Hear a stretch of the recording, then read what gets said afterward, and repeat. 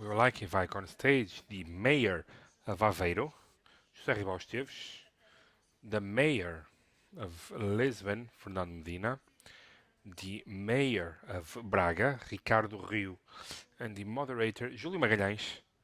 He's the executive director of Porto Canal. We would like to give the floor to the mayor of Aveiro, José Ribal Esteves. Good afternoon. Allow me to greet my dear mates on stage, to Júlio Magalhães, a reference of good things for us now that his life is going to the life of anyone from the social communication, which is to lead Porto Canal. When you get to lead to be the executive director of Porto Canal, afterwards we only have heaven.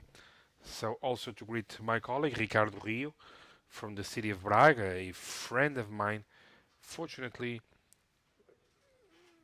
we are increasing our group of friends. That's very nice. Thank you, Ricardo, for coming and also for the teamwork. He's a northern star that we decided to bring, and also a south star. Although Fernando Medina has a unique perspective on the Portuguese policy, but he's a guy from Porto, and he's the mayor of Lisbon. Some would say it's impossible, but throughout his academic leadership, and also when we were young in Porto, he's the mayor of Lisbon. It's a unique case that not even Jorge Jesus, the coach of Lisbon, could do so. Thank you, Fernando. We are friends. We have been for a long time. Fernando's a very special person, one of the best members of the government that I have worked with. That's where we met, actually. And then he was promoted to mayor, and now we work as colleagues. So I would like to greet you all. Thank you for being available to be here with us, sharing experiences, and to debate a bit. And to you who are here in this environment that invites us to stay at home. For those who are at home or at work, following the digital media that we have available, but always with this thinking of we must be there. We fight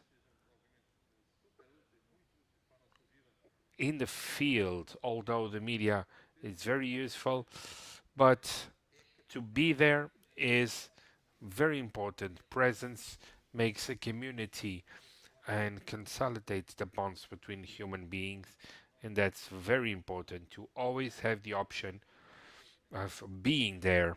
Although we do need to take measures using the mask, and I will remove my mask because we had arranged that we would remove the mask when we would talk. So, two or three things for my participation about what is this digital transition that the city councils are bringing forward.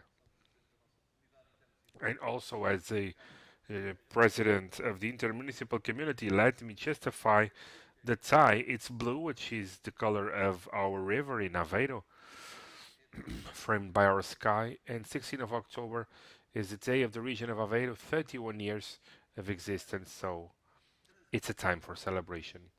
This transition uses different tools, and it's not doing this because of being a trend. No, it's because of a political option, so that we can have institutions that have an easier relationship with those who are our citizens, our patrons, and those that, for some reason of managing a private work or for permits of an event, need to have a reduction with the city. So we try to get an easier relationship, and this easy has to do with the agility of processes, with the simplicity of a procedure, but also with the transparency, the methodology to provide mechanisms of knowledge that are simple, transparent of what is the life of a city and its connection with the exterior. So when we transform procedures materialized into dematerialized and innovative, we are in a very intense process. We are about to finish in a project led by the intermunicipal community of the region of Aveiro. It's Região de Aveiro Digital, it's the name. We are getting to the stage of bringing all the internal working organizations of dematerialize the processes to a relationship with the citizens so that they can do it thusly with gaining time in order to avoid commutes and necessary movements. It's an administrative front that is particularly important for this work that we are doing. In another area, quite symbolic in our Aveiro Tech Week, has to do with what we do in exploring the ecosystem that Aveiro has in the area of technologies. It's always good to remember that the University of Aveiro was born almost 50 years ago, and its cradle had nothing to do with other Portuguese universities. We start with a Center of Studies and Telecommunication in a company that at that time was public, now it's private. But this is where we get our university, and it always wanted to grow and develop with a relationship with the companies that were always the main engine of our life, of our strategy of bringing income and employment. We have an university that since the beginning has worked in technologies, telecom, and has been always developed in training and research this sector. In Aveiro, we have the main delegation. It might not be the main one, but it's surely an important one of the Telecom Institute, which is a national institute that has a platform of operation that's very important, with a very intimate connection with the university itself, so that it's within the campus of the university, and these two public entities develop permanently a strong connection with a set of companies. Some are micro, others are small, and some multinationals. For example, Altice and Altice Labs, heirs of what was PT Innovation, the star of the company pertaining research within the telecom group. So this is a very important ecosystem, and obviously we believe that the city needs to take on this pre-existence, this strong opportunity provided by our territory, working on this reality, bringing it to goals of taking to the urban life, to the life of citizens, the development of products, services, so that on the one hand, the citizens can get to know what's happening in the lives of the urbanity in terms of quality, air, the intensity of radiations that we all produce with our cell phones. It's a set of skills that the infrastructure that starting this week is now formally known as Aveiro Tech Seat Living Lab, which is a living lab that actually has a set of technical skills that allow to experiment, to develop products, to develop research around the technology of 5G, around fiber, and we must have in a city that has a dimension that is proper to pilot projects such as this, 55,000 inhabitants. It's really, really adequate for this type of project. So we brought partners, we put a stamp on it of Veritech City, and something that was very useful for us, surprising even, the first time that Aveiro tendered to an initiative that was important, for example, the ones that are framed within the urban innovative actions, we had the privilege, we were lucky, I'm sure, but some merit to it. Usually, our technical team that define the tender. So the Oraveiro Steam City tender was approved, 6.1 million euros, co-funded in 4.9 million euros. That has been an important basis to develop a vast set of projects from the ecosystem. The city is just the leader of the consortium. It has some projects under its wing,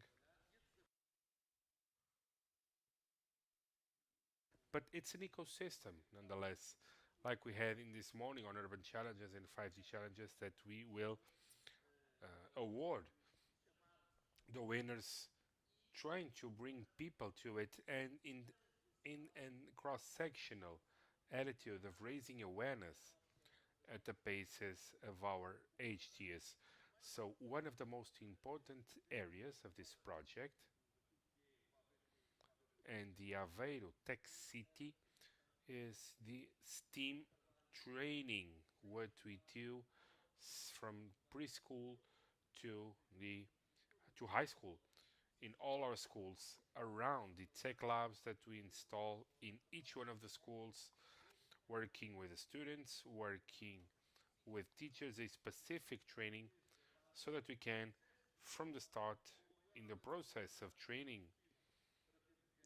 as natural as possible, to have our younger people, our children, and our youngsters to become aware, to become trained, and to get skills and the will to have professional action in these areas of sciences, of technologies, engineering, math, arts, and obviously because we want to have an economy that sets in qualified employment, because we want our citizens to have this possibility so that they can enjoy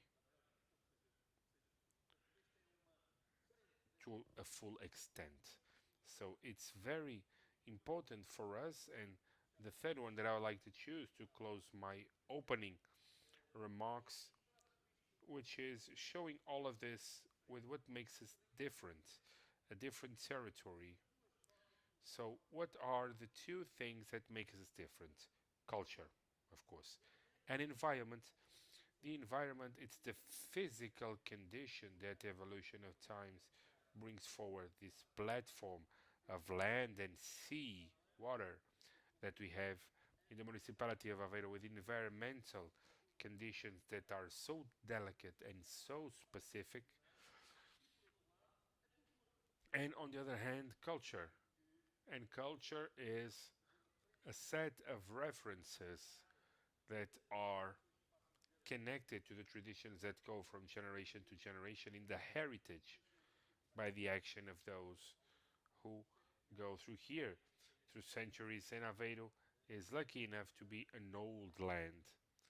So the logic in using technology is working environmental factors, contributing to improve our performance in terms of environment, hence the pilot projects in Steam City of total replacement of the combustion engines of our Moliceiros to electric engines, and our ferry boat to transform it into an electric ferry boat. So it's a vast set of usages.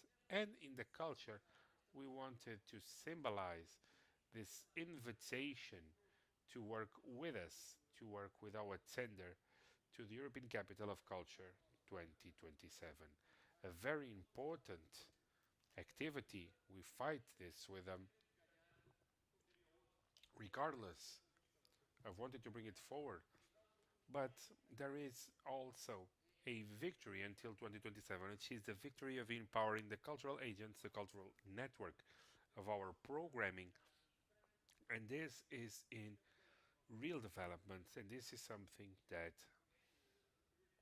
we are gathering daily in this in process of having our culture valued for us, our citizens, within the pretext of the initiative in contributing to the development and also to have a factor of differentiation, attractiveness, promoting creativity, etc.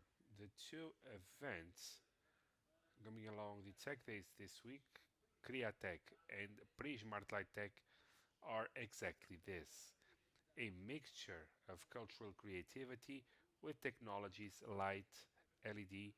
So, this is the message that I would like to leave with you. It's just a summary with a reference that I always love, which is we have learned a lot with Portuguese municipalities. We love to interact with other colleagues. The National Association of Municipalities has been working a lot on sharing experiences within the framework of Portuguese municipalities, and we also like to receive the sharing from our colleagues throughout the country and Europe, of course. We are three in the committee of the um, Regions Committee of the EU, and so we always try to share what we do and to enjoy what our colleagues throughout the country are doing also. It's quite a driven proposal that we will follow for the future.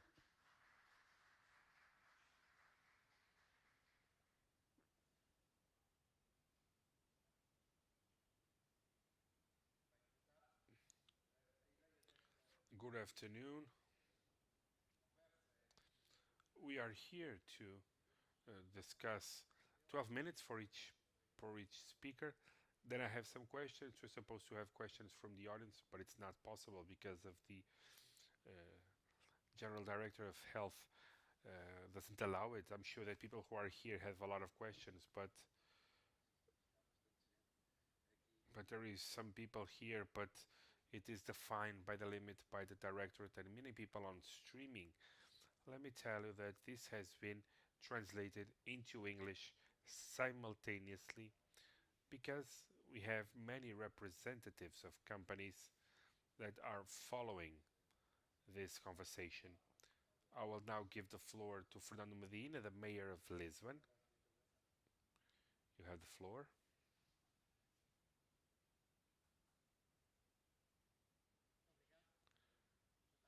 Thank you. Good afternoon.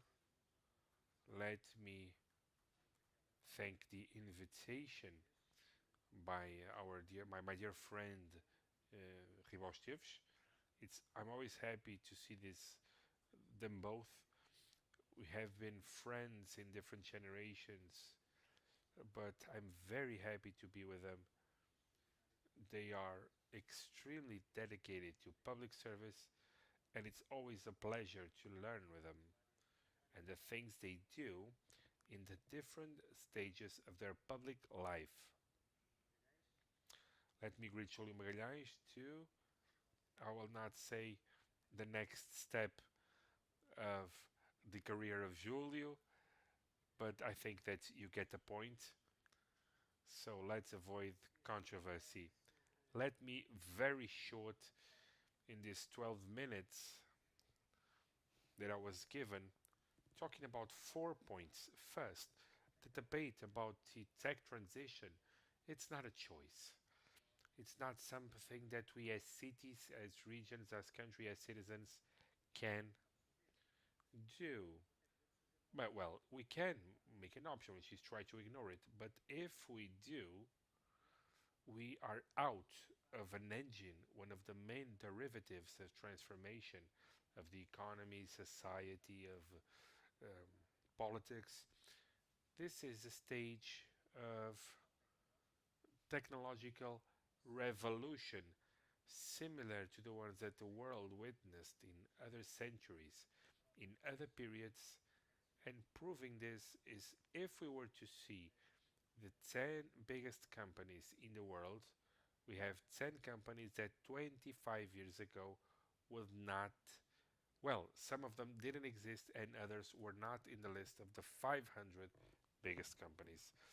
This clearly shows how important it is when we talk about digital, of what is the engine of transformation and the option that we need to make is, are we in or are we out? And this movement has three dimensions. We can see it from three different points. The first has to do with infrastructure. There is no region, no city, no community that can participate positively in this dynamic if we don't have a proper capacity in terms of infrastructure.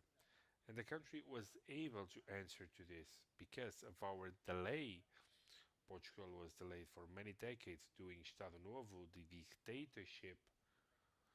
In the decades of 80 and 90, we took a leap in terms of technology that was very quick to disseminate, bringing an ability that many countries do not have.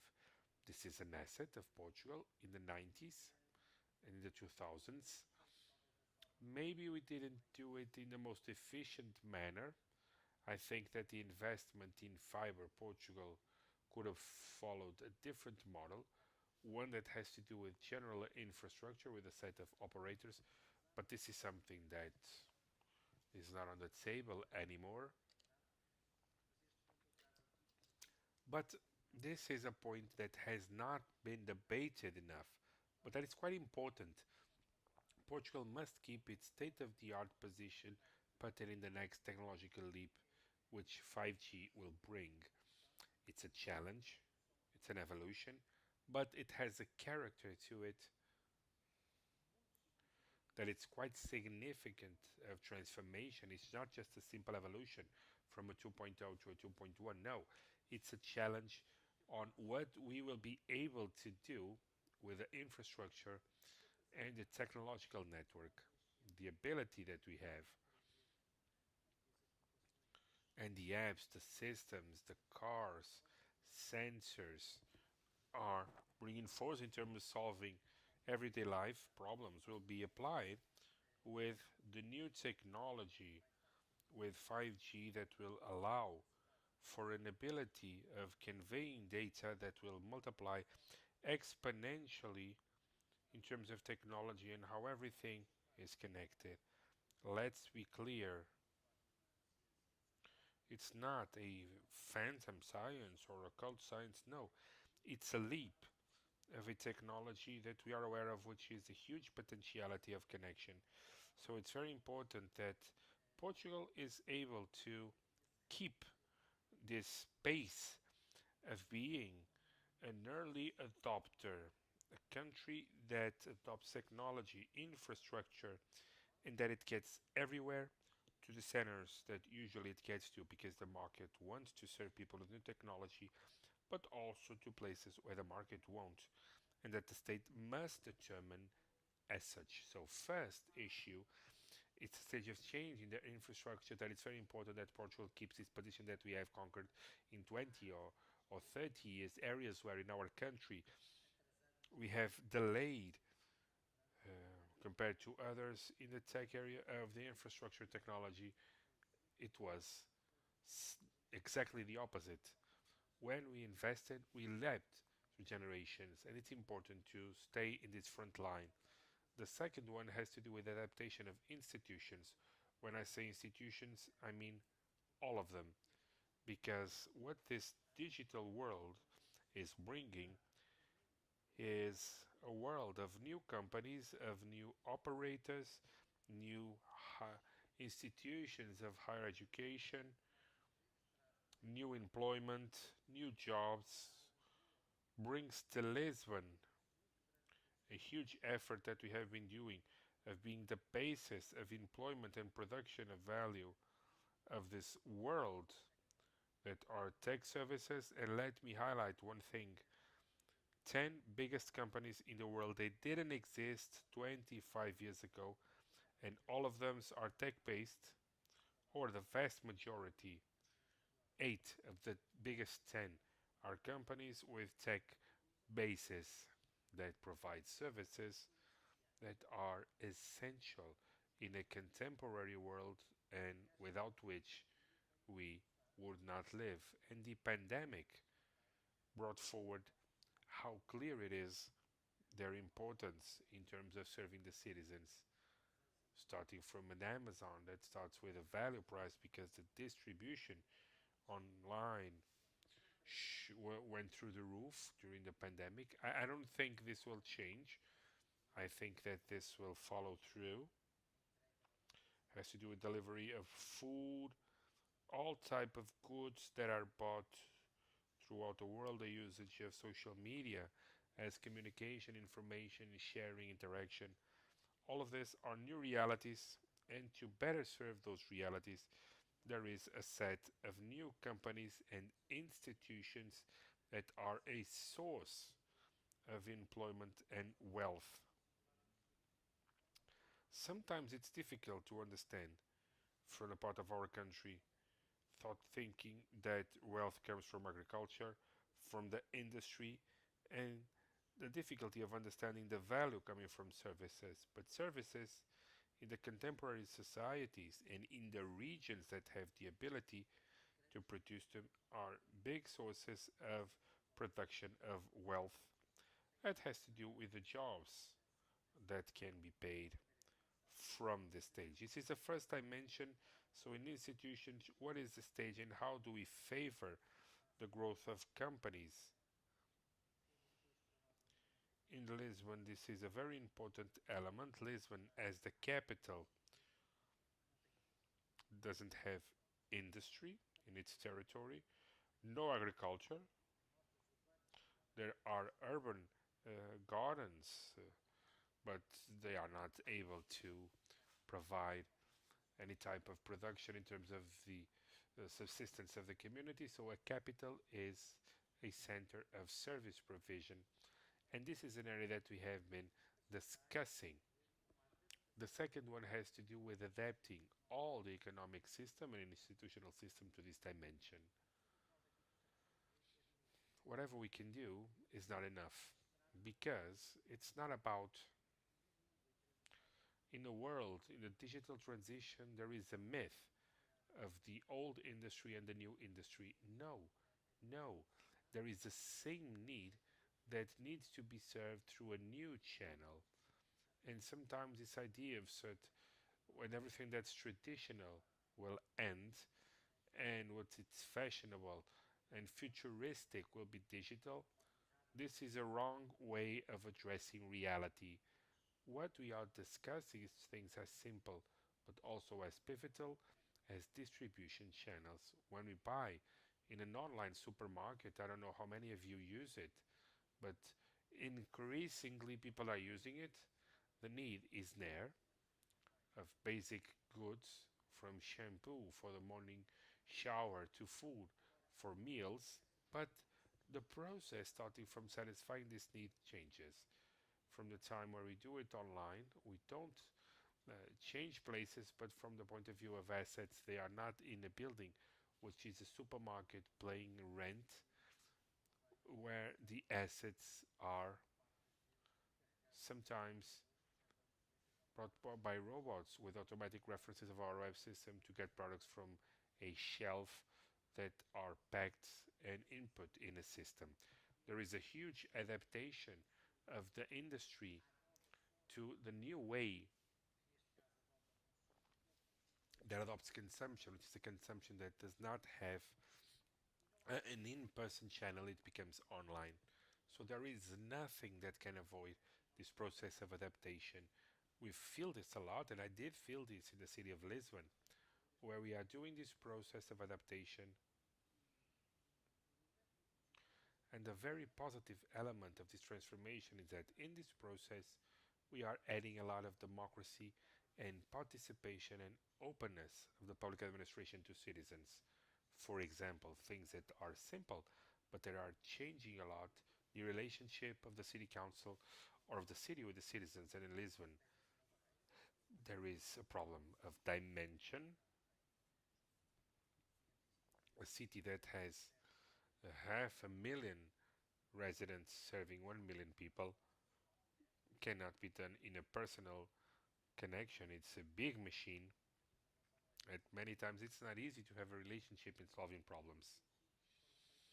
Very simple things that are transformative and that they were not easy to do because they deal with processes, with power, with institutions, one of which is an app called In My Street that anyone can have in their cell phone. In the face of any problem, they can take a picture and they can share the problem. And this was transformative because first, there was a place where people could discuss with the city. Instead of just getting no answer, they could communicate. Then, on a political level, it was possible to identify the problems and to bring awareness within the answering or not of this set of problems. And it's not easy because it's not enough to report a problem in order to solve it. We need to follow the chain of responsibility to solve it. But the process it was much more democratic, much more transparent, helping to solve many, many problems that apparently are small, granted, but it's just apparently because for those who experience it, maybe they are the most important problems of the day. Many times someone asks me, why is the mayor of Lisbon worried about a hole or a light bulb? They seem small problems, and they are, actually. But for people who are experiencing it, people who are 70, 75, 80, that have difficulty in their mobility, and you have a work that is not, or a problem that it's not solved, this is a difference of this person being afraid of leaving their home because they fear falls or harming their spleen. Well, it's a very basic thing. It's a fundamental right, which is people have the right to go around their city in security. And sometimes we are violating something that is fundamental at the hand of the political responsible to solve.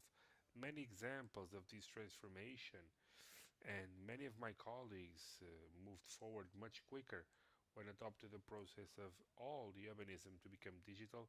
It was a huge transformation in the way, in the organics, and in the accountability of the municipality in face of a service that, well, it's an owner, which is someone can submit a process and can monitor the development via digital systems. Within an organization, this was very difficult to incept because this transformation are not just technological, they have to do with organization. They are organizational. To transform the digital urbanism ends up something that it was very important, which is the power of someone saying, I don't know where the file is, or the process got lost, or it's at someone else's table, or it's not with me, it's with someone else. Everything that was part of what the citizens are victims of, something that it's not organized, this stops happening, where in the digital system anyone at home can know who is responsible for what. And it also allows us from a political point of view to better define the working and the performance of said services. There is a vast set of adaptations in many cities, and I'm sure that Ricardo will tell us things that are happening in Braga and also in Aveiro. We learn a lot with each other here, and Lisbon in some areas moves forward first, but in many areas there are many cities that move first, and then we use their experience, and from there on we are able to, well, it's harder to be an early adopter in Lisbon of some solutions. Namely, Aveiro and Braga have had a very dynamic evolution in the last few years because we always try to see what they are doing, because many times the scale and the attention allows us to adopt those transformations. The last point, and I have overcome my 12 minutes, but it was the third pillar, which is the issue of infrastructure, institution, and the third one was people. People. I think that it's important to be aware that, as in any process of changing and accelerating this technological change, they represent the elements of social inequality. It's of no use to think that technology will brings us a very different thing. No, it won't, because the risks of increasing the social inequality are very strong and very clear. Why? Because we bring another inequality, which is inequality on those who have access, those who enjoy, those who participate, of those who cannot do any of this. And in Portugal, we have this inequality, which is an inequality that increases because it's on top of two inequalities that are already present in the Portuguese society that not acknowledged enough. First one has to do with inequality in terms of generations. We are a country because of the dictatorship. We have a very recent degree of school, because in the 25th of April, in the revolution, many of the population was um, illiterate. So this is a very difficult thing to overcome. This is one of the problems. Modern Portugal who had these opportunities, acknowledges that part of the country is not in this modern Portugal, and it's difficult to understand this. We need to think of an obvious thing. We still have part of the employment that has to do with low productivity. People work a lot, they make a lot of effort, they work for more hours than in many countries of the OECD. We are above the average actually, but the thing is, what is being produced in it? Older generations have less qualification, and the probability of having people who are inserted in full in the front line of the technological change is lower. The second one has to do within the new generations, between those who have finished and those who didn't finish high school. I'm 47, so I'm not in the oldest generation spot, I'm getting to the middle. But in my generation, which is a post revolution, I was born in 73, half my colleagues didn't finish the ninth grade. Half. So it's a whole generation. Even in younger generations, we have a fracture of those who have and those who have not. So technology apparently is neutral, apparently it's beneficial, but when the technology is addressed on how it's being used, we can see that there is a huge gap. The pandemic showed this in a very clear manner, which is when we analyze distance learning, how it became clear that we had obvious situations of inequality in access to technology, in the ability to use technology, in the access itself, the ability to use it, and the ability to mobilize it. Some think that this is a problem of the coastline against the hinterland, of young versus old. No. Everywhere we have those who are fully integrated and those who are merely excluded. In a city such as Lisbon, where we can find the one who is most integrated in global networks such as universities, companies, we have the most advanced. Okay, but there are neighborhoods within the 100 square kilometers. There are neighborhoods where we have 40% of school abandonment. Children who are not integrated, and as they grow, they will not be in an integrated part of society. This is a huge concern to us to be able to make this dynamic of digitization to be inclusive, also that all participate in it, and that's why, for example, we invested in something that for us was very important, which is to make sure that all children in the first cycle had access to computers, and the city council anticipated the central state and took forward on this culture for any need to answer to these problems. But it's very important to make sure that children go to school, that they finish the 12th grade, that they have access to technology, so that at least at that gap we can shorten it. And then trying to catch up the oldest by many times of initiatives. This is what I would like to share with you. This has to do, it's a challenge for institutions, for infrastructures, and also of public policy, understanding that needs to reach everyone. It's not an inclusive process that will go along to everyone if there is an intervention of public power for it to happen. Thank you. Thank you, Fran Medina. I would like to give the floor to Ricardo Rio. He is the mayor of Braga. Thank you, Julio. Good afternoon. Specifically to Ribao Esteves, our host, the mayor of Aveiro. Is we've been friends. I'm privileged. I'm like the previous speakers for being able to share this panel with longtime friends, Julio. We have been together in many occasions. He's a reference of the national media. My dear friend Fernando Medina, and he's more of a friend than a politician. 25 years ago, maybe, or less, we were vice presidents of the Students' Body Association of the Faculty of Porto, University of Porto, and we are here sharing experiences and projects. At that time, in this in the same period, we were painting posters for our list for the Students' Body Association. And Ribau Esteves, I was doing the math, and 15 years ago, at that time, as the secretary of PSD, I was in Braga trying to convince Braga people to choose us as mayor. It was the third time that I became president, so or mayor. We were elected in 2013, so brought forward a circumstance that is quite peculiar. When we talk about local power, it's very common to hear about the good and bad inheritances coming from other presidents.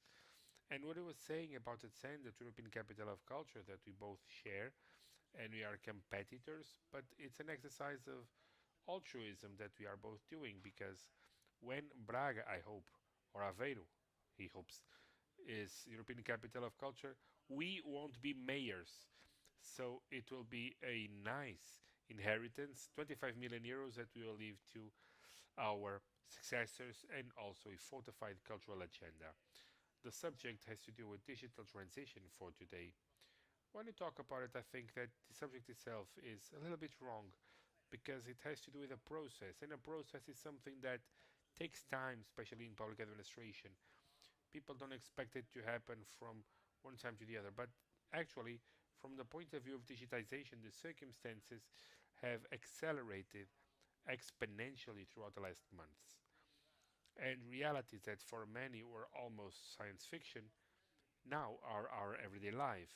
As Fernando was saying, the weight of online commerce, of the delivery of meals, the digital component of education, but also the relationship and interaction with public services in processes and projects that we have been developing and that we are implementing are fully assimilated. Many cities around the country where there is no in-person service. People connect with different services with the city via video conference, online platforms, phone services, and many times even the procedures themselves are fully digital. In Braga, we were working for a few years in this platform, in this development of solutions, namely in critical areas like urbanisms, that all processes had to be submitted digitally. We are still developing that will happen soon, where there is a monitoring for the general part of citizens, and there can be a different level of monitoring the internal divisions of the city.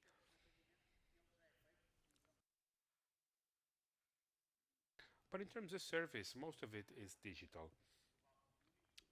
It's the one-stop shop perspective extended to other dynamics. We have a platform, it's like the one called the Minha Rua of Lisbon, when it's called Braga Resolve, where people can anywhere to take a picture about a bulb that is not working or a tree that needs to be pruned. And also we have solutions, digital solutions to promote tourism,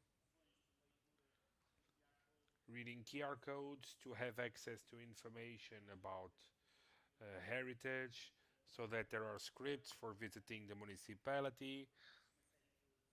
a set of solutions for those who wish to explore the natural Braga, rural areas of Braga,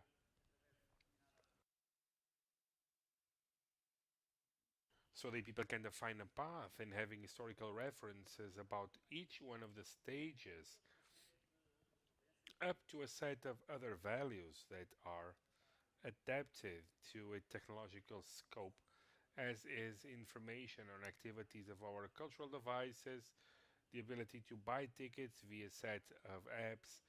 These are steps that each one of the cities have been fulfilled throughout the last years and that they are perfectly integrated in these territories. Obviously, this sophistication that was happening had the different references, namely in processes that almost go under the radar, but factors that are inducive of quality of life for people. A simple example, for example, installing a timer in a traffic light or a telemetry system to control the level of how full is a trash can or a trash container, the electronic metering also from a distance. Well, everything that has to do with censoring air, noise, quality of water, a set of scopes that actually are a factor for improvement of conditions for most people.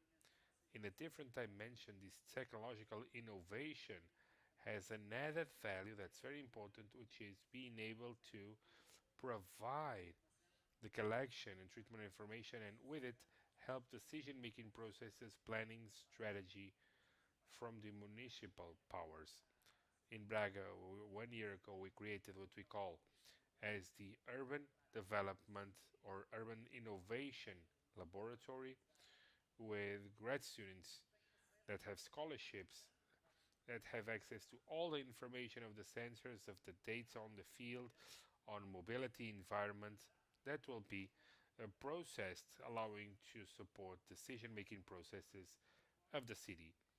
We also have a platform that for any change of traffic solutions allows us to anticipate the impacts in terms of downtime and waiting so that we can format and define the best solutions. I think that this integration of technology in the dimension of planning is very important because although we are obliged to experiment, if we can reduce this approach and implement our solutions in a more structured, consolidated manner in terms of the impacts, this is obviously advantageous.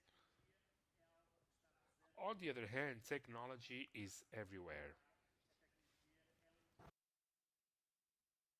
especially in Braga, because that's one of the main um, cornerstones of our cities. When we were one of the first municipalities to have a university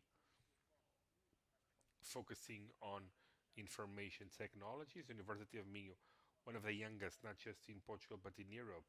It's one of the most renowned internationally, was born to address the component of information systems. That's why there are many projects of entrepreneurship in the 80s of people who got trained there and then created their companies in the tech area with software and developing hardware, creating critical mass. That was very interesting to Braga. And then they were to base a dynamic that is absolutely pivotal for our territory. I wouldn't say just for our territory, but for the region. And I cannot exclude the city of Aveiro, which is the southern point of this northeast of the peninsula, this Atlantic axis that gathers the main municipalities of the north of Portugal and Galicia, which has very important dynamics that can impact to the, well, actually, that we need to strengthen soon, but where this dimension, because of knowledge, because of innovation, because of the connection between the centers that produces knowledge, research centers, is clearly the pace of the success that we have been reaching to throughout a few years. And this allowed it to attract multinational companies of quality and that are today the engine of development of our territory. Fernando was saying that Lisbon is not an industrial continent, and Braga wasn't. But in a decade, it transformed in the fourth municipality that exports the most in the country, set in clean industries, set on the tech dynamics, on the electronics, and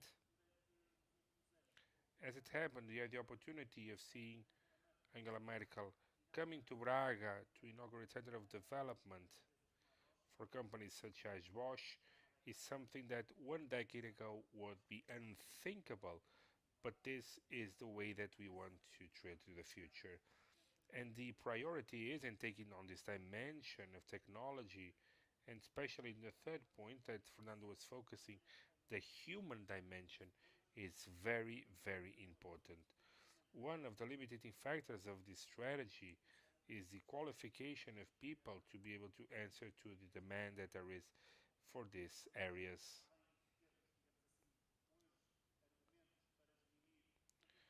We have arguments to debate with any city of the country, including Lisbon, to bring people that are trying to find a new quality of life. We're not saying that there is a quality of life in Lisbon, of course not.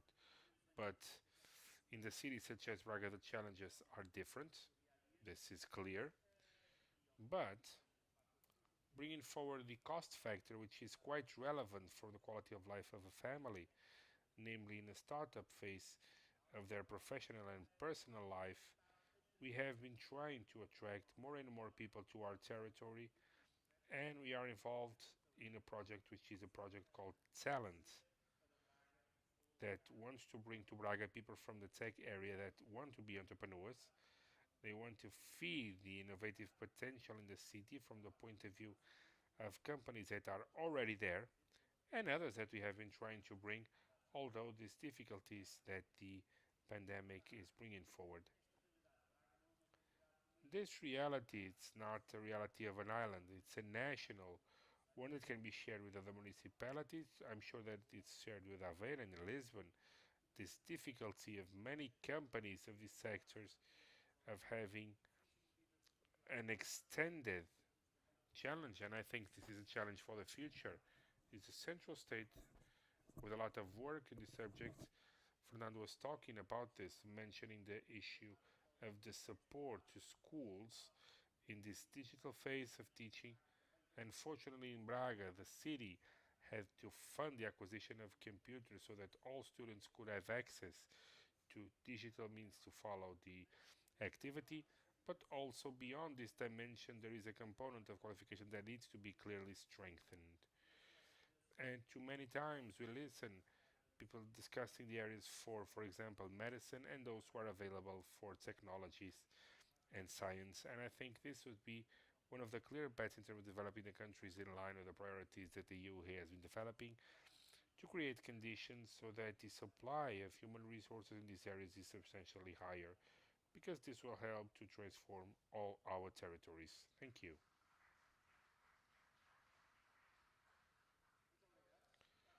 Thank you. We are almost finished, but I have some questions. And I said, I'm sorry that the audience cannot ask questions. You are more qualified than I am in the subject for our guests, but I think that the quality of the three speakers is very clear.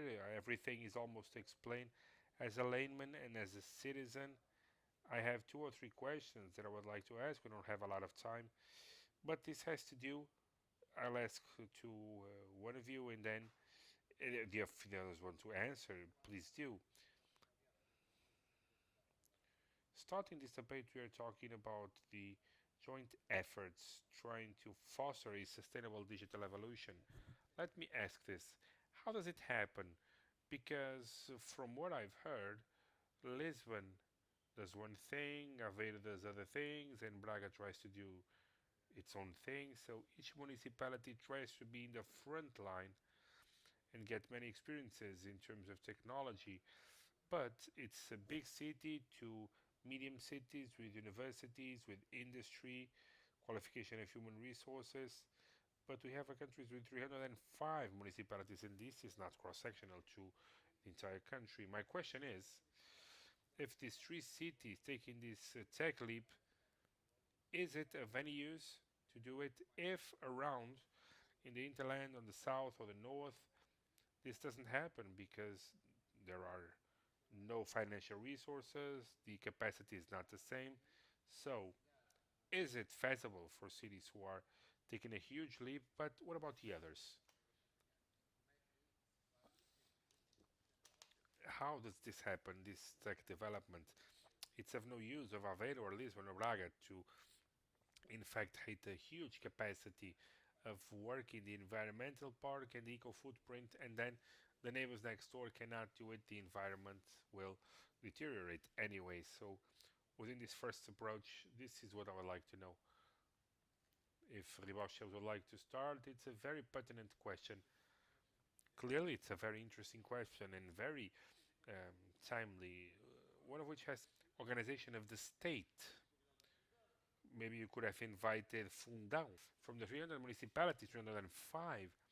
This is not the same thing everywhere. There are two things. One is that the municipalities themselves need to know how to scale and get ability to know to do more.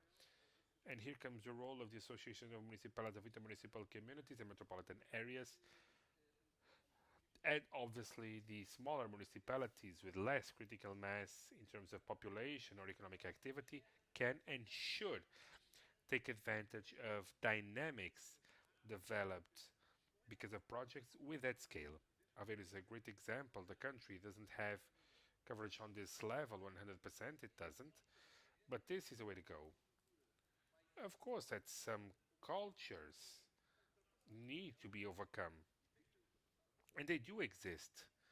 One that's very important, the second part that's very important, is what does the country do in its national governance? And one remark from my side, which is there is one thing missing here, and the issue is that the state has a set of structures, but there is a national structure to it that must define the mechanisms of supplementing the dynamics in territories that are municipal or intermunicipal, granting those territories the inability in terms of finance of public investment of attractiveness by social benefits, but also that are properly attractive and not just a bit of discount, so that within the state budget, that the base of tax benefits to make these territories more capable, compensating them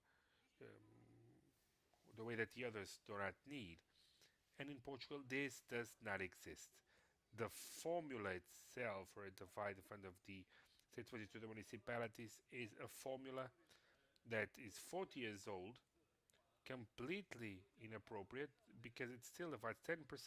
It's equal for all, it's 45% according to the area, and 45% because of the population. Where is the compensation of development? Nowhere to be found.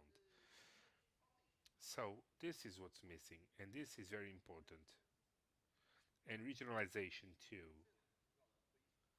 because Portugal is a small country, so we have a capital that's developing that needs to do the abilities and the endogenous abilities of the four corners of everyone needs a smaller power and also to the territory. So we need a country that's decentralized.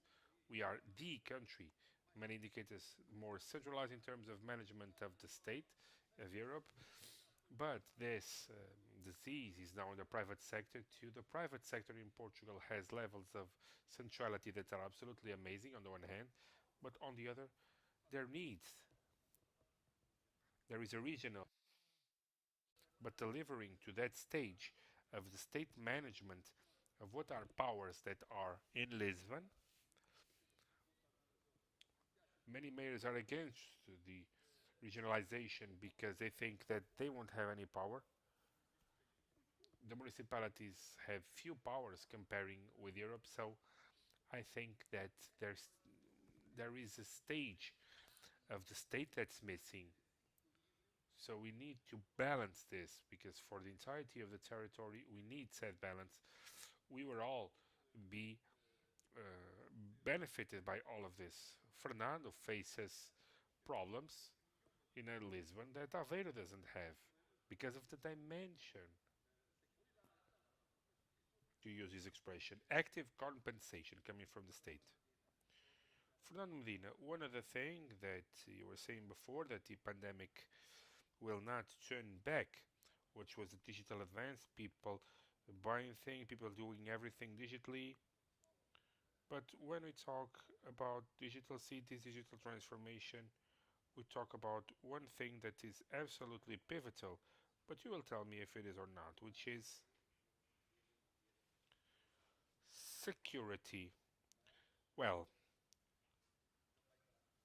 this also brings problems of safety.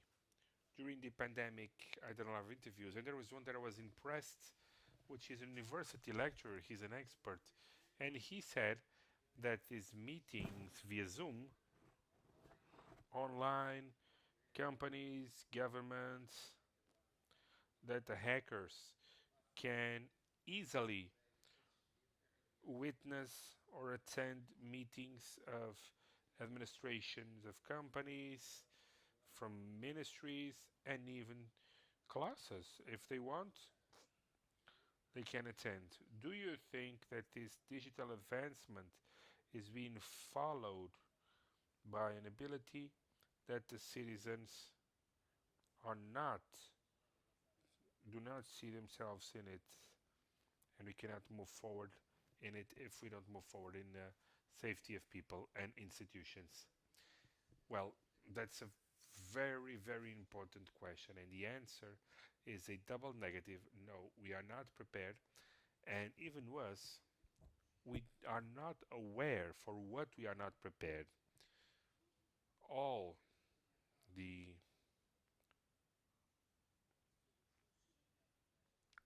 the main part of the functioning of our digital dimension,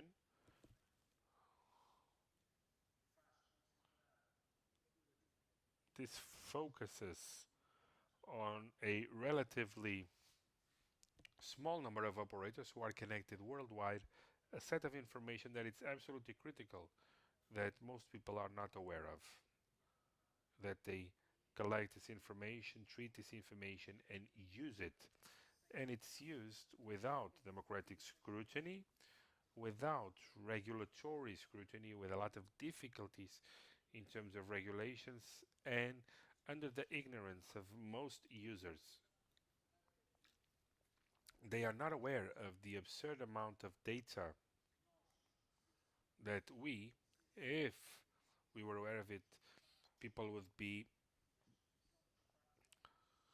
their jaw would drop if they knew how much data is used. This has a huge impact in our lives, and it will have a bigger one. This is having an impact in politics. Politics is becoming a polarized field,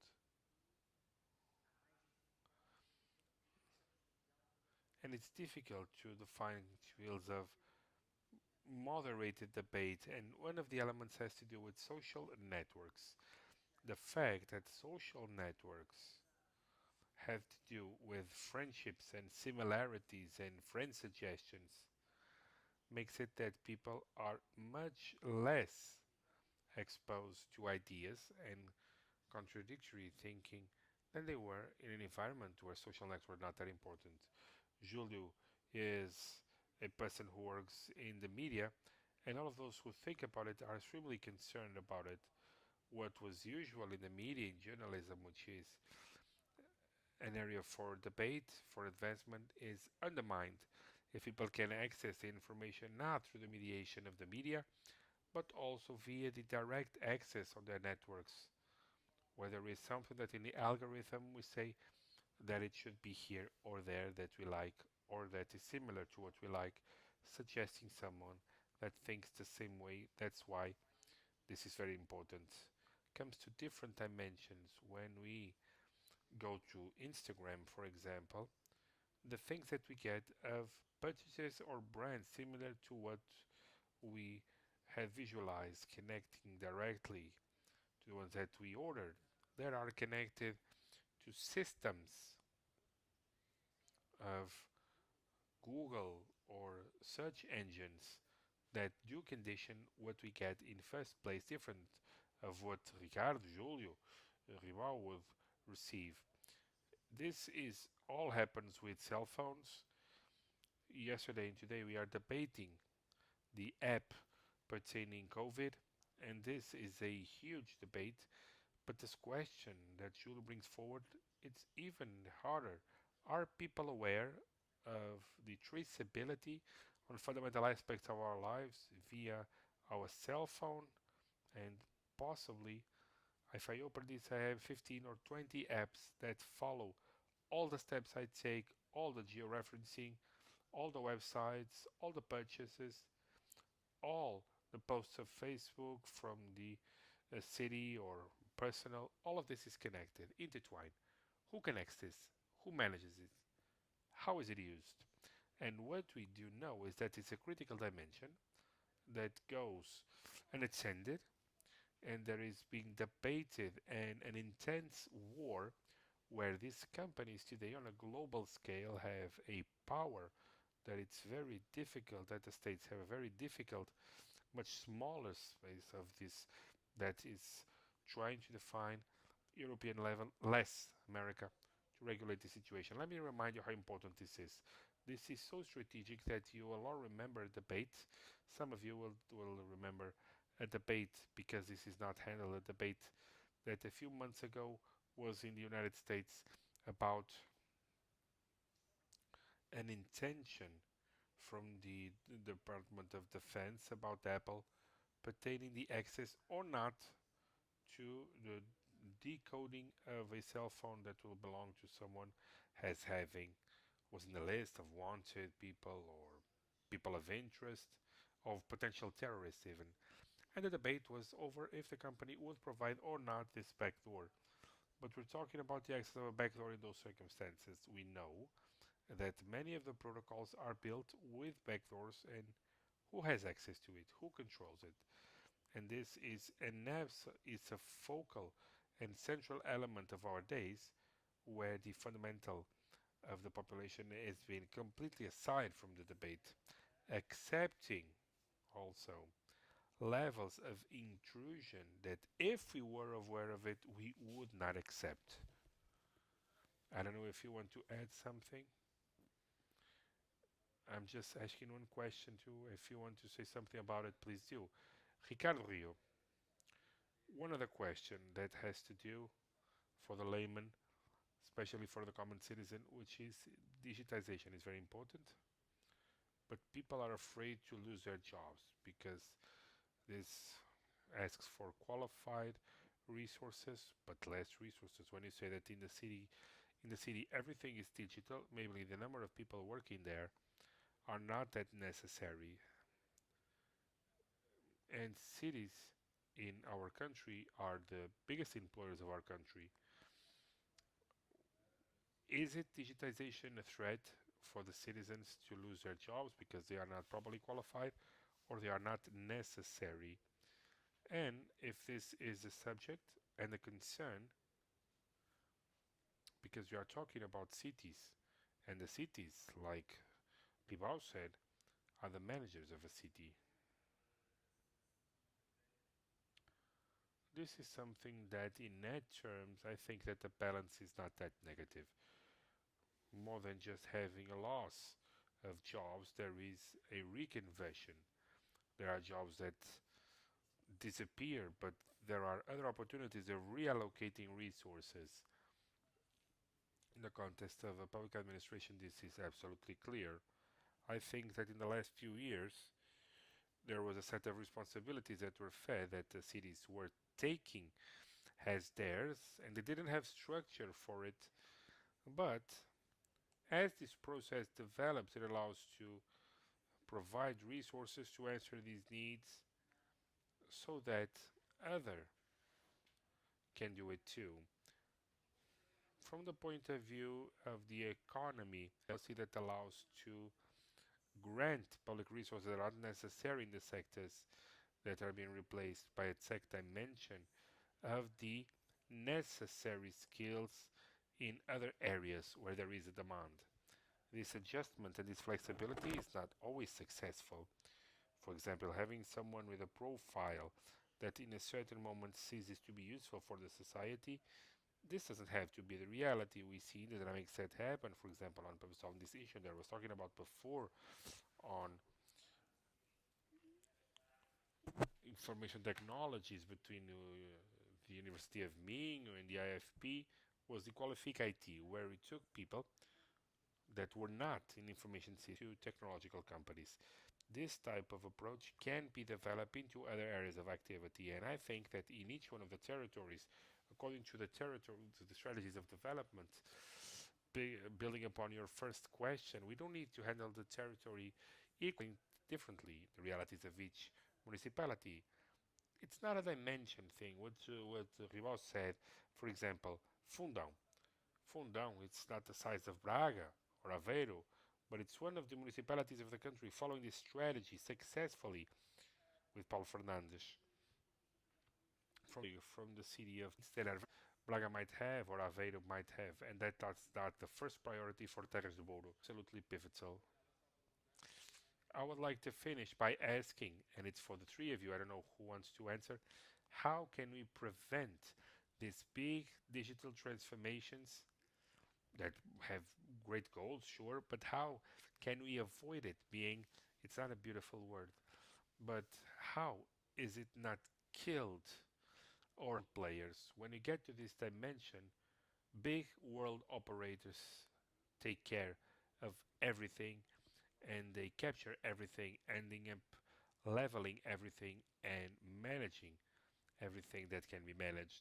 Is it possible in our society, and following this perspective of being a joint declaration of European cities or European level of the EU, is it possible to also have the ability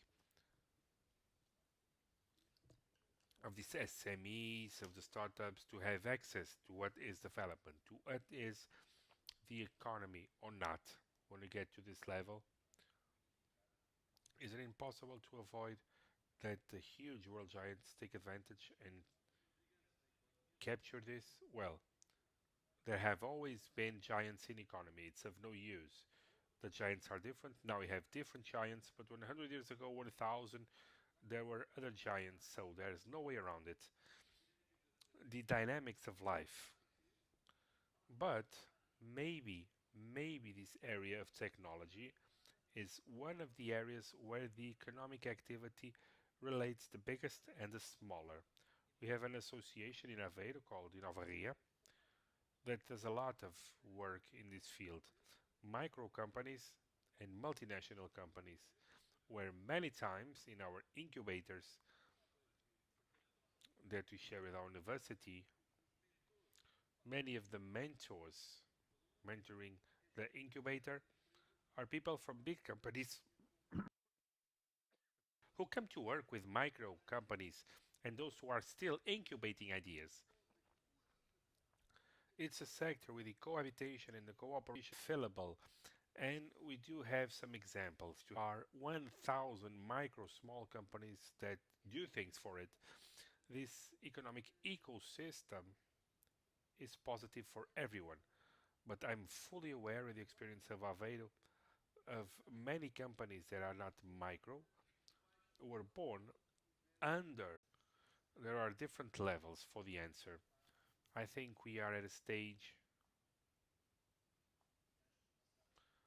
of industrial transformation. And I repeat, 20 years ago, these companies were not in the top 10. And to me, it's unavoidable.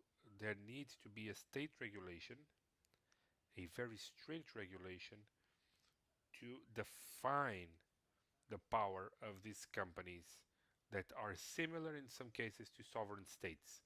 When the giants went over a certain size, they were of anti anti-monopoly and of the anti-competition law, well, this is something that will become stronger. What Julio said is very important because if today we have a lot of micro companies and micro companies can come from anywhere, I would like to finish going to the previous question, which is very interesting. This tech revolution, for the first time,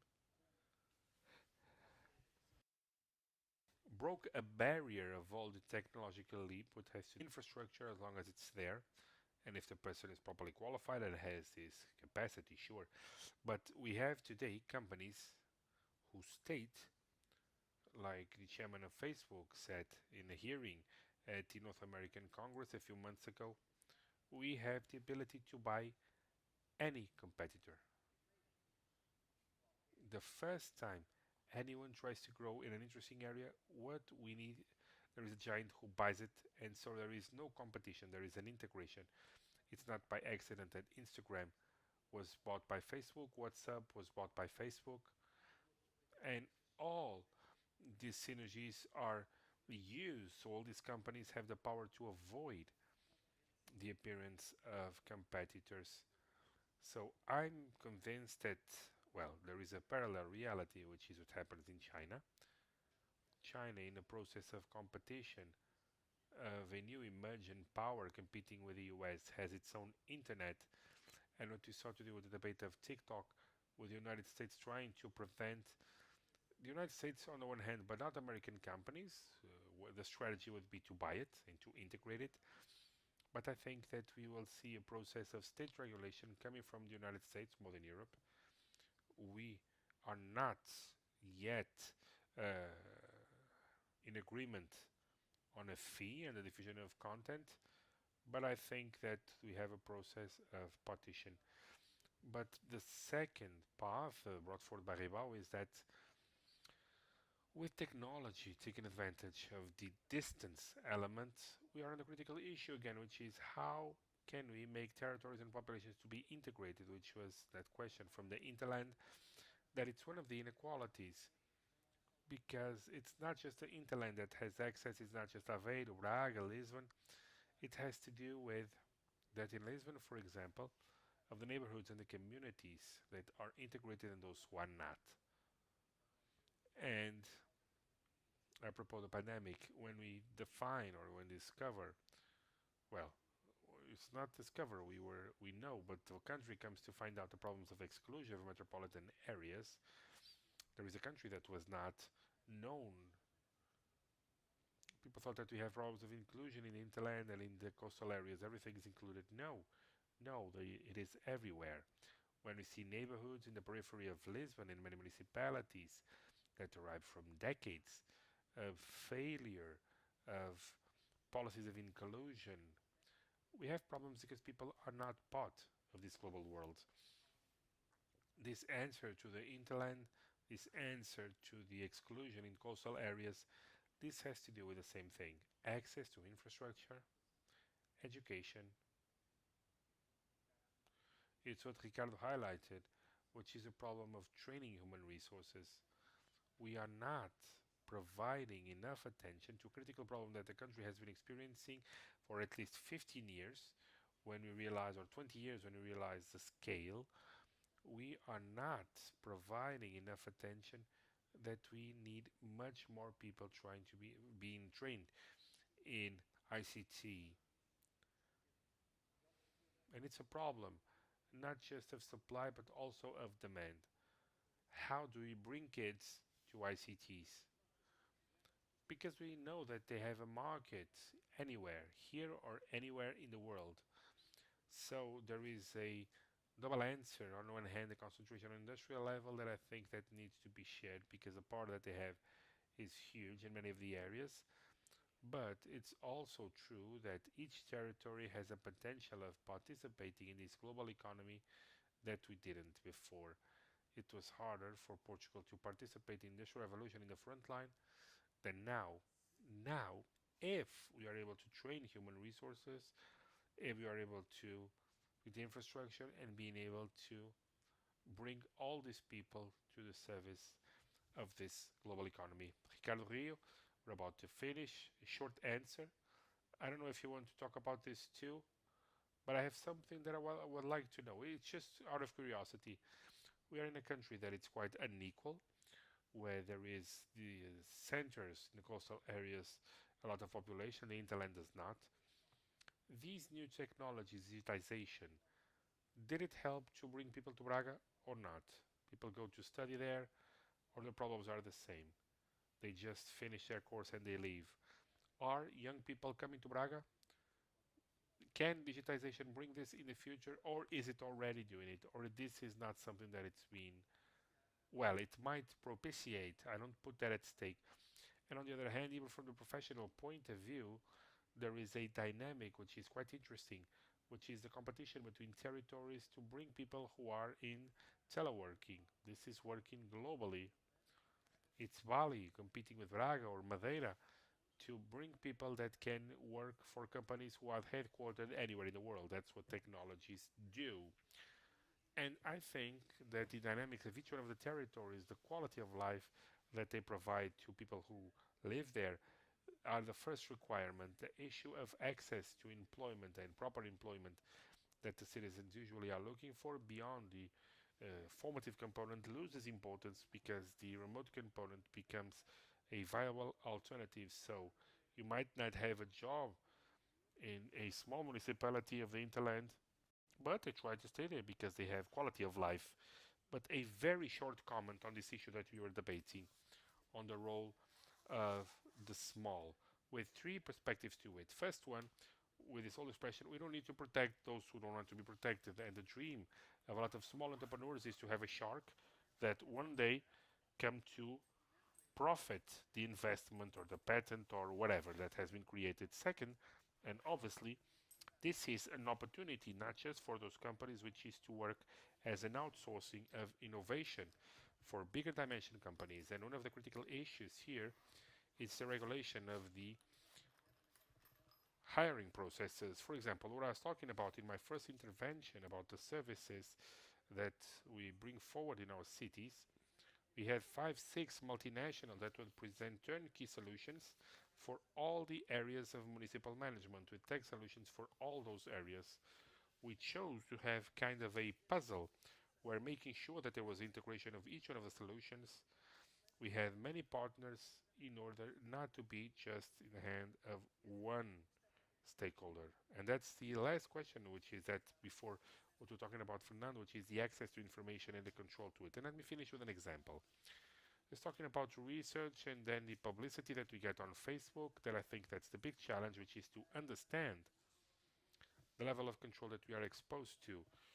So thinking clearly that even today we are completely dominated by someone externally. And the final example is during my vacations for 2 or 3 weekends, I would go to the beach, to Viana do Castelo, and Sunday morning after 2 weeks, the watch will tell me it's 45 minutes to get to the beach. It's a very nice way of finishing this. Thank you. This was a very high quality panel. Thank you all of you for being here. I am here. I was here to learn and not to moderate, actually, but I leave here with a clear view on this subject. We are hereby finished. Thank you again. It would be much more interesting for you to ask questions, but it cannot be done. We are not authorized to. But I think that the sharing of three mayors, part of the new generation of local representatives of the country transforming their cities, I think it was quite significant. And I think we have some awards, but we need to stay here. I think they have some awards to be. Well, someone will come here to help, I'm sure. Thank you.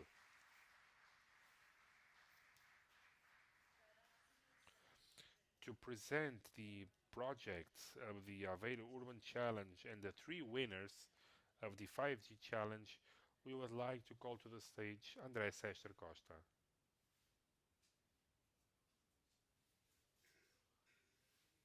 Good afternoon. I'm very happy to be here to share with you the finalists And winners of these two initiatives are Aveiro Urban Challenges and Aveiro 5G Challenges. As it was said by the mayor, these two initiatives are just two of the most than 20 actions that we have been developing throughout this last year in partnership and in work of cooperation with the University of Aveiro, with Altis Labs, with the Institute of Telecommunications, with Nova Ria, and with SEDGE. So we are here to share with you the results of these two projects. Let me start by telling you about the Aveiro urban challenges. Within this activity, beyond these partners that I have identified, we also thought it would be very important to share this challenge with other stakeholders that are developing and implementing the Aveiro Tech City with us. It's EDP Distribution, Galp Distribution Natural Gas, Águas da Região de Aveiro, Transdev e Veolia. We ask these entities to bring challenges in the area of environment, mobility, and energy. We worked with them for many months, more than the entities, the winning entities of these challenges worked with them, that within the scope of this project, the definition of the winners was defined in the beginning of the project. We had around 30 tenders, and via a pitch that I remember was in the beginning of this pandemic online, because we didn't want to give continuity to these activities that we had in our work plan, selected the 5 startups that throughout the last months were working with us and with these entities in developing solutions for the challenges that the entities brought forward. A round of applause for the entities that have been providing different solutions in environment, energy, and mobility, which are Claget, Apria, All Be Smart, Mosaic Factor, and To Be Connect. Thank you.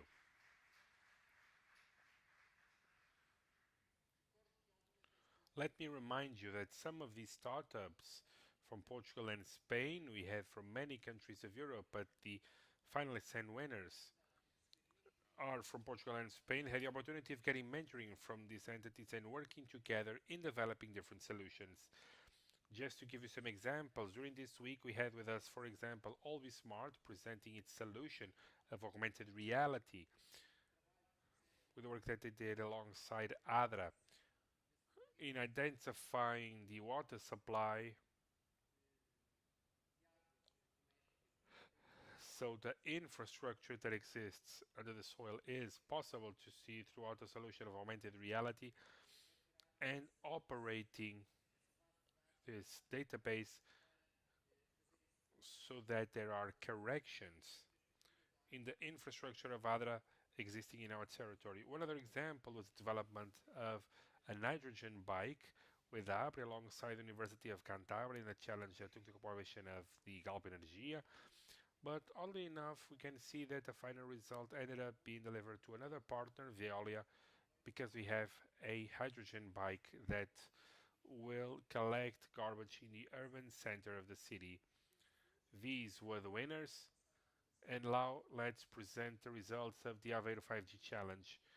We have the finalists with us. They were doing their final pitch of the work they have developed throughout these last months. As you well know, they were using the experimental 5G network developed and provided by Altis Portugal, Altis Labs, and Ericsson. And I'm very happy to tell you those who are the 3 winners that will get 25,000 euros as an award. Each one of them, it was not easy to choose.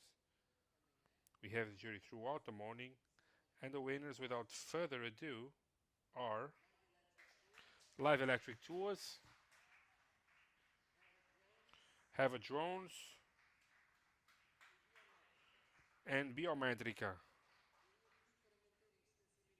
I would ask you to keep the social distancing, but John just finished all the social distancing. I cannot invite you to come on stage because of restrictions within the managing of this event, but I would like to congratulate you, not just you, but all the other participants for the amazing work that you have developed.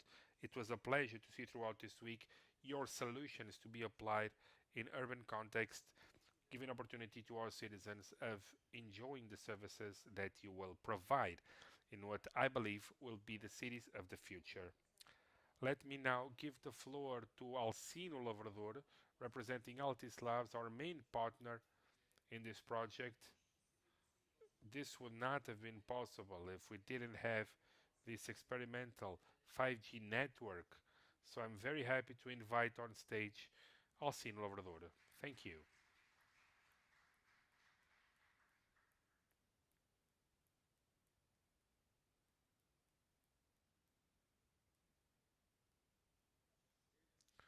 Dear mayors, dear Julio, dear participants, good afternoon. It's a pleasure to be here. Thank you for having me for this opportunity to share with you some thoughts.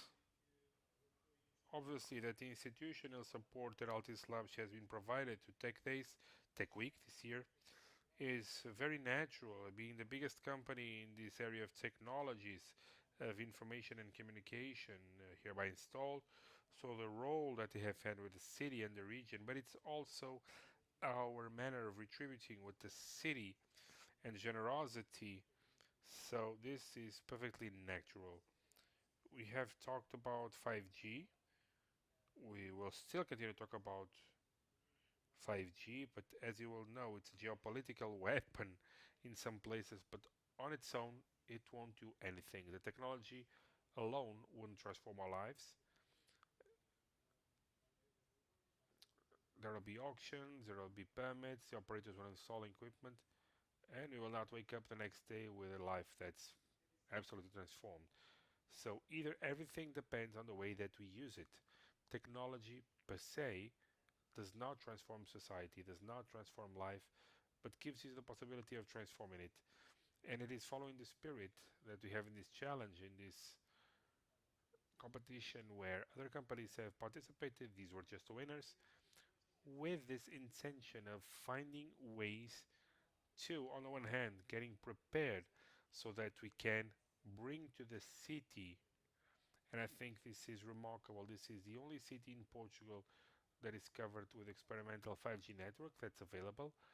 As you well know, we have assembled a laboratory in partnership with Ericsson. Thank you for the cooperation.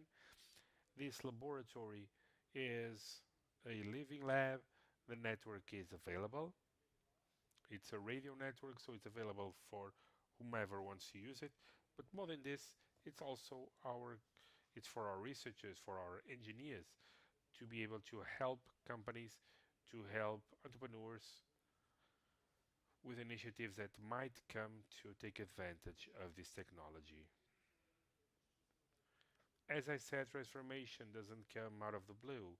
Even the innovations inherent to these technologies will be gradual, like 3G, like 4G, 5G will be the same.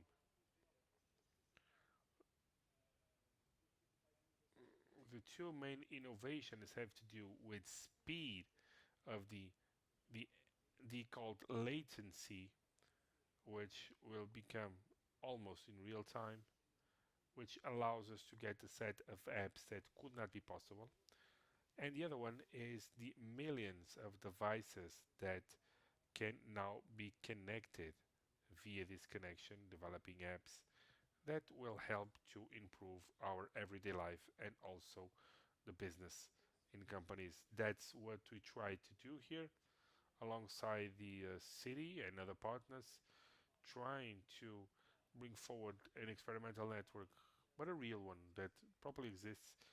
And I hope that this is the trigger so that new entrepreneurs, new companies can experiment and take advantage of this technology.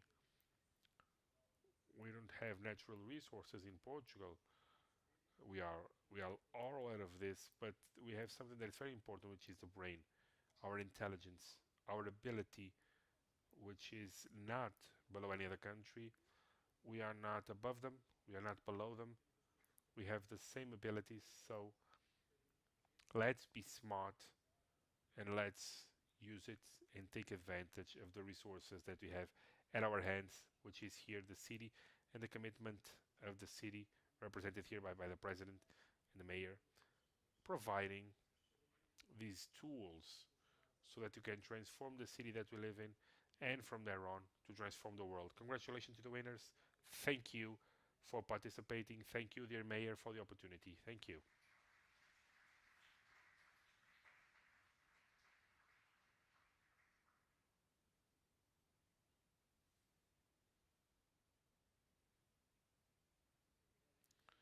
Thank you. And now the floor is for the host, dear Mayor Ribaustieves. Are we still on? Let me just congratulate the winners. Congratulations. We have a lot of things to do with you. It's not just to take the award and leave, it's to work harder and from here on to the world. Congratulations. Thank you.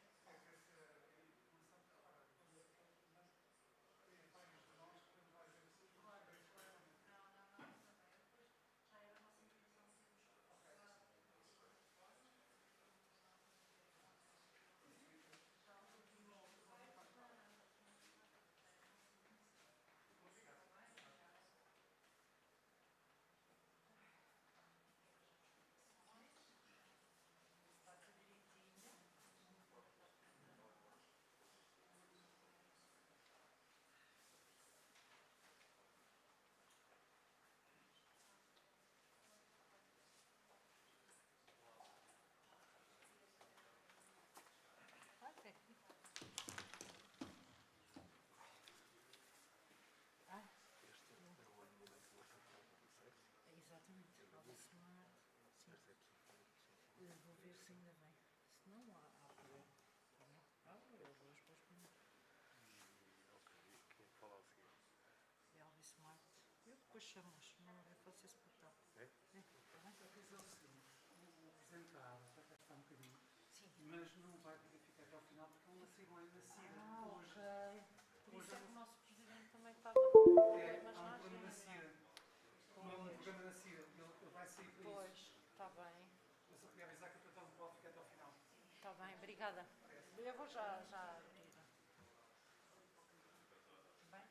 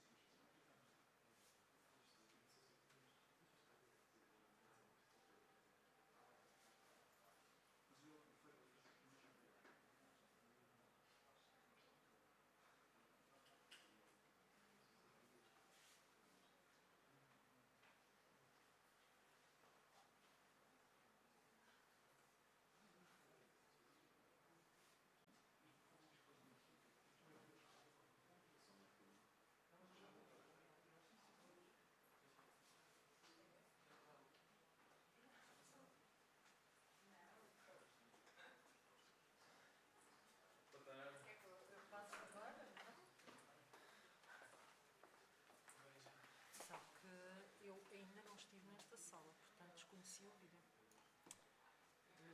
Quer que eu o apresente, que dê as boas-vindas? Então vá, vamos dar.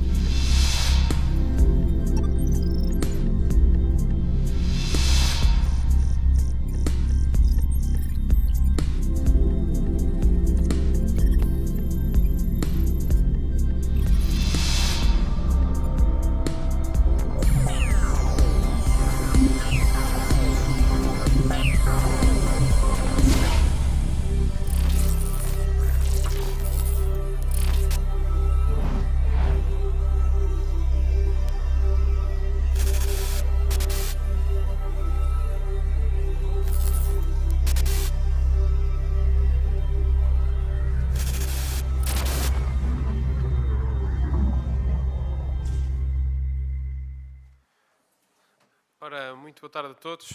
Antes de mais, pedir desculpa pelo meu atraso.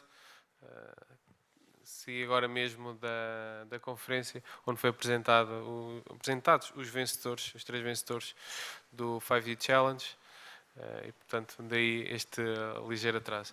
Portanto, olha, eu hoje só quero novamente agradecer aos nossos 5 parceiros, que foram mesmo parceiros à séria. Muitas horas de trabalho tiveram e, obviamente, aos nossos concorrentes. Foi interessante ver as dinâmicas e por volta e meia eu apanhava a troca de e-mails e, portanto, dava para perceber efetivamente a carga de trabalho que, digamos, estas 10 entidades, portanto, somando os 5 parceiros mais as 5 entidades vencedoras, tiveram ao longo destes últimos meses e, portanto, o resultado da grande maioria esteve à vista estes últimos dias aqui em Aveiro, o que me deixou bastante feliz de ver alguns deles. Muita gente do comum do cidadão não se tinha apercebido destes desafios que nós tínhamos lançado e pelo facto de tropeçar em algumas destas tecnologias que colocámos ao serviço dos municípios, perceberam efetivamente o que era isto e portanto, dar-nos uma motivação extra para a segunda edição que há de vir.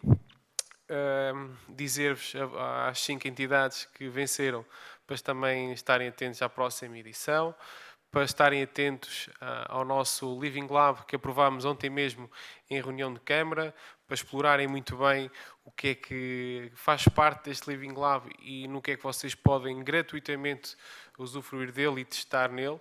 Portanto, estejam não quero que percam o estímulo, bem pelo contrário, que este Aveiro Urban Challenge, para aqueles que não eram de cá, que vos traga cá ainda mais vezes. E mais uma vez, muito obrigado aos 5 parceiros, porque se não fossem os desafios que vocês lançaram e o acompanhamento todo que vocês fizeram, que foi muito, e tenho essa noção, tenho noção que isto não vem assim do nada, era impossível. Temos os excelentes resultados que obtivemos aqui. Portanto, em nome da Câmara Municipal de Aveiro, mesmo, muito obrigado. E, portanto, passo a palavra ao primeiro projeto, que é... A Carla vai chamar. Albi Smart. Força. Obrigada. Eu coloco Portanto, eu tenho aqui este que foi um vídeo e tenho este. Mas a apresentação está integrada no vídeo. É, pronto, eu copiei os dois que era para não haver problemas, está bem? Vamos ver se então.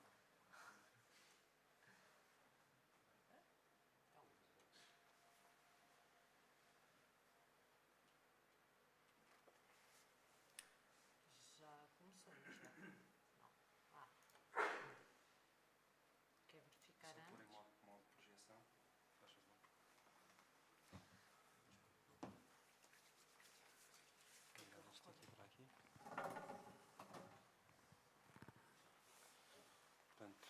todos, boa tarde. O meu nome é Paulo Marques e sou o fundador da empresa Smart e venho-vos apresentar aqui em 3 minutos aquilo que foi o trabalho de 4 meses, juntamente com as águas da região de Aveiro, a dar resposta ao desafio que foi lançado pelas águas da região de Aveiro, de criarmos uma solução de realidade aumentada para visualização da infraestrutura que está subterrânea. Portanto, o projeto chama-se ARGIS e gostaria, antes de mais, agradecer o empenho das águas da região de Aveiro, nas pessoas do Carlos Póvoa e do Nuno Soares, pela possibilidade de integrarmos os dados que eles têm digitalizados no cadastro de toda a região e podermos então mostrar, através desta tecnologia, a quem está no terreno, apontando um tablet para o chão, poder visualizar a infraestrutura e poder tomar decisões com base nessa informação. Portanto, eu tenho um vídeo associado à apresentação que ilustra um pouco o conceito. Portanto, é a realidade aumentada para sistemas de informação geográfico, está pensado para as águas, mas pode ser exportado o conceito para outras utilities. Portanto, a projeção de hologramas de mais de 6.000 km de infraestrutura que as águas da região de Aveiro têm cadastrada. Portanto, isto é um exemplo daquilo que é as possibilidades. Portanto, o técnico aponta o tablet para o chão, no futuro pode ser com óculos de realidade aumentada e consegue ver o percurso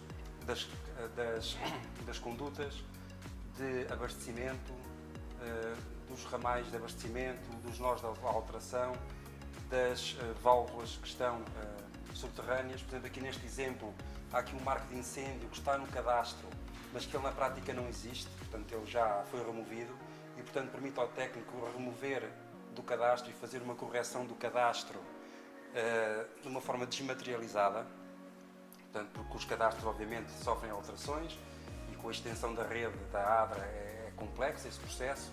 Portanto, também temos aqui uma ajuda aos técnicos para poderem fazer essa atualização.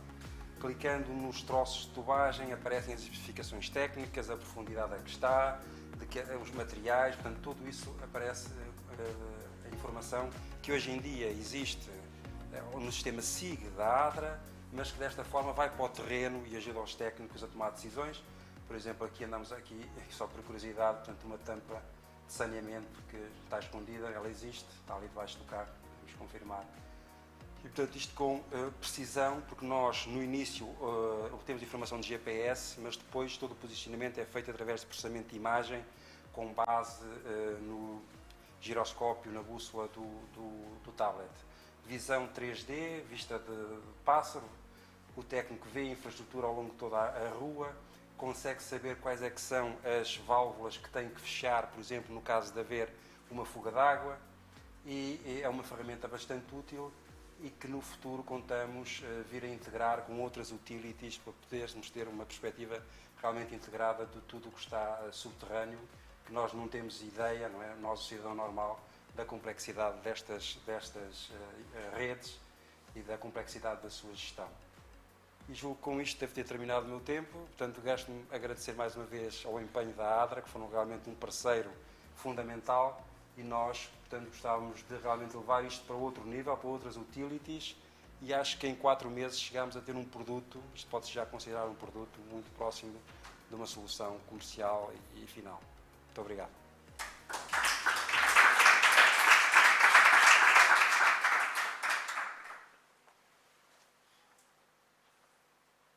Se alguém tiver questões para colocar ou observações, também poderá fazer, não é?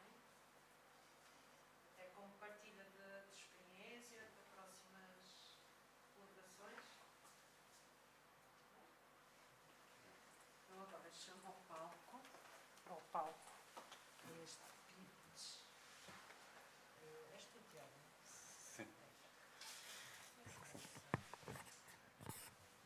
Está em PDF, não é? Sim. Portanto, Da última vez que eu desformatei, mandei um PDF. então, espera aí.